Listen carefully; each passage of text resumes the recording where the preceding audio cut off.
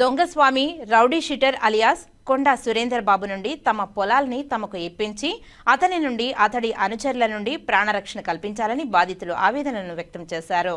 Tirupati press క్లబ్లో గురువారం ఏర్పాటు చేసిన విలేకరుల సమావేశంలో వై గంగిరెడ్డి కుమారుడు వై నాగిరెడ్డి మాట్లాడారు. 5 కుటుంబాలకు చెందిన బాధిత కుటుంబ సభ్యులు Y Gangireddy, Y Nagireddy, Y Ramesh Reddy, Y Mahesh Reddy, Y ప్రమీళాలు కన్నీరు మున్నీరయ్యారు. ఈ దినం ఈ పత్రికా ప్రకటన విషయానికి వచ్చే కారణం ఏమంటే, నేను మా 5 మంది అన్నదమ్ములు, మా నాన్నగారు తిరుచానూరు గ్రామం సరిహద్దు పక్కన ఉన్న వ్యవసాయ భూమి 1966 నందు మా నాన్నగారు రిజిస్టర్ చేసుకున్నారు. ఆ తదుపరి 1980 సంవత్సరంలో ఇనాం డిప్యూటీ వారిచే రైతువారి పట్టా కూడా పొందిన్నారు. అప్పటి నుండి మా నాన్నగారు మేము అందరూ కలిసి వ్యవసాయం చేసుకుంటున్నాము. ఇదివరలో మా 3వ తమ్ముడు మా పొలం పక్కన ఒక చిన్న బిర్యానీ సెంటర్ నడుపుకుంటున్నాడు.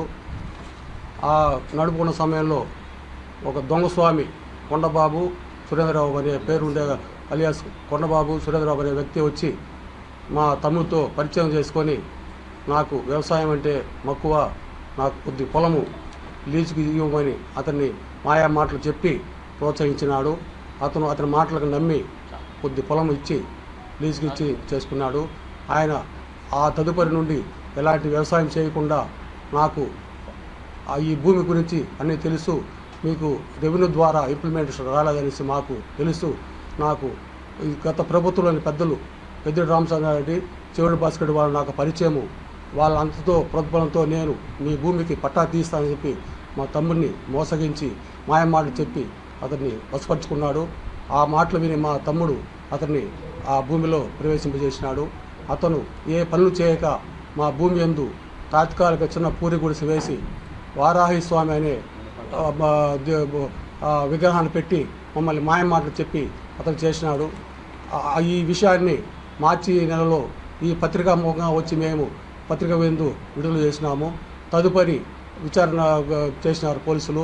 అతను ఏదైనా ఉంటే రెవెన్యూ పరంగా డాక్యుమెంట్ ఏదైనా ఉంటే ఇస్తే మేము పరిశీలిస్తామని చెప్పి పత్రికాముఖంగా మేము తెలియపరిచినాము.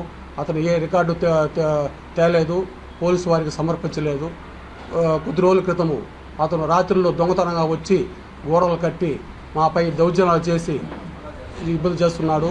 అడగ్గా ఇది భూమి కాదు, నా భూమి, మీకేం సంబంధం అని చెప్పేసి మమ్మల్ని భయభ్రాంతులు చేసి రౌడీలను పెట్టి మమ్మల్ని కొట్టించినాడు. మేము 3 రోజుల క్రితం ఇచ్చి అడగ్గా ఒక 5-6 అడుగులు గోడలు కట్టి అతను పర్మనెంట్ స్ట్రక్చర్ చేయడానికి ప్రయత్నించినాడు.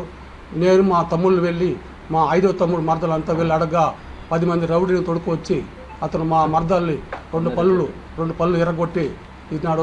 ఆమెపై దౌర్జన్యం చేసినాడు. ఆ విషయాన్ని మేము రోయల్ హాస్పిటల్లో వెళ్ళి అడ్మిట్ అయ్యి ఆ రిపోర్ట్స్ అంతా పోలీసు వాళ్ళకి అందించినాము. పోలీసు వాళ్ళు కూడా దానిపై చర్య తీసుకోవడానికి వెనకాడట్లేదు. ఎందుకంటే వాళ్ళు మాకు గత ప్రభుత్వం పెద్దలంతా తెలుసు, వాళ్ళు బెదిరిస్తున్నారు. ఆ విషయాన్ని మీ పత్రికా ముఖమే తెలియజేయడానికి వచ్చినాము. నిన్న సాక్షి దినపత్రిక అసత్య ప్రచారం చేసి మేము రైతులు కాదు అతన్ని పొలం అని చెప్పి ఏదోదో విషయాన్ని చేస్తున్నారు. మేము రాజకీయంగా మాకు ఎలాంటి సపోర్ట్ లేదు, మేము రైతులము. మా భూమిలో మేముండి మేము వ్యవసాయం చేసుకోవడానికి మేము భయపడుతున్నాము. ఇలాంటి భూ కబ్జాదారులు మాయమాటలు చెప్పి దొంగస్వామి అవతారం ఎత్తి మమ్మల్ని ఎంతో ఇబ్బంది చేస్తున్నారు. ఈ విషయాన్ని ఎస్పీ గారికి కానీ సిఐ గారికి కానీ రాతమూలంగా ఇదివరలో తెలియపరుచున్నాము. వాళ్ళు అతను పిలిచి మీకు ఏదైనా రెవెన్యూ రికార్డు కానీ రిజిస్టర్ దస్తావేజులు కానీ తెచ్చిస్తే మేము పరిష్కరిస్తామని చెప్పినారు. కానీ అతను ఏమి తేకుండా దొంగతనంగా తిరుగుతూ రాత్రుల్లో తప్పుడు వ్యక్తులు తీసుకొచ్చి దౌర్జన్యం చేసి గోడలు కట్టి ఏదోదో చుట్టపోటు చేస్తూ ఏదో చేస్తున్నాడు. ఆ విషయాన్ని సిఐ గారికి తెలిపినాము. అతను మళ్ళీ పిలిపించి అడగ్గా మేము మీకేం చూపించేదని చెప్పేసి అతను కూడా బెదిరించినాడు. కాబట్టి ఈ విషయాలంతా మేము అడగ్గా మమ్మల్ని దౌర్జన్యంతో మమ్మల్ని కొట్టేదానికి ప్రయత్నించాడు.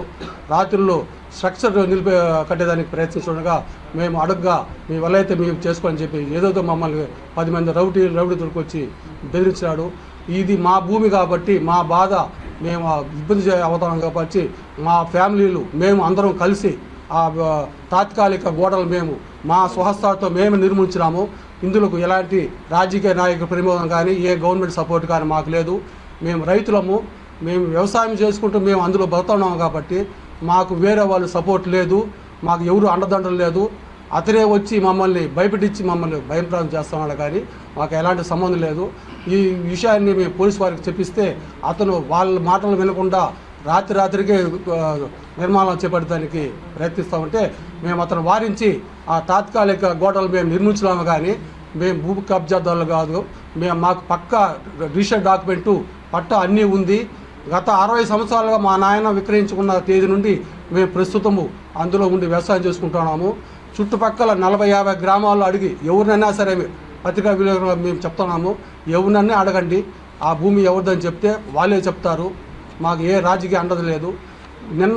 ఈరోజు ఈ సాక్షి అసత్య ప్రచారం మేము తట్టుకోలేక ఈ పత్రికా మూలంగా మేము తెలిసేదానికి మేము వచ్చినాము. మాకు ఎవరి రాజకీయ అండ లేదు, ఏ పార్టీతో సంబంధం లేదు. దయచేసి మీరన్నా గవర్నమెంట్ వారు కానీ రెవెన్యూ వారు కానీ ఈ విషయాలు వాళ్ళు తెలియపరిచి మా భూమి మాకు ఇప్పించి మాకు ఇబ్బంది లేకుండా రైతులను బతికించండి. సామెత చెప్పినట్టు రైతులే దేశానికి వన్నెముక అంటారు. ఇలాంటి దౌర్జన్యకారులు, దొంగ స్వాములు, దొంగ ముసుగులో వచ్చి మమ్మల్ని బెదిరించి మమ్మల్ని భయం ప్రాప్తి చేస్తున్నారు. కావున అందరూ మాపై దయచేసి మా ప్రాణాలను కాపాడండి, రైతులను మమ్మల్ని రక్షించండి. ఇది మా పత్రికా విలేకరుల మేము మనం చేసుకున్నాం. మనకి జై హింద్. ఏమైనా అడిగేదానికి పోతే